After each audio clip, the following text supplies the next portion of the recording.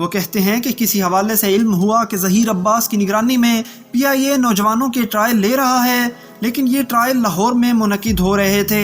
سفر کے مصائب اور پیسوں کی قلت کا سوچے بغیر دوست کے ہمراہ لاہور کی جانب رخت سفر باندھ لیا اور بس کی چھت پر سوار ہو کر 7 گھنٹے کا طویل سفر طے کر کے راولپنڈی سے لاہور پہنچا۔ لیکن یہاں ایک اور بڑی مشکل ان کی منتظر تھی۔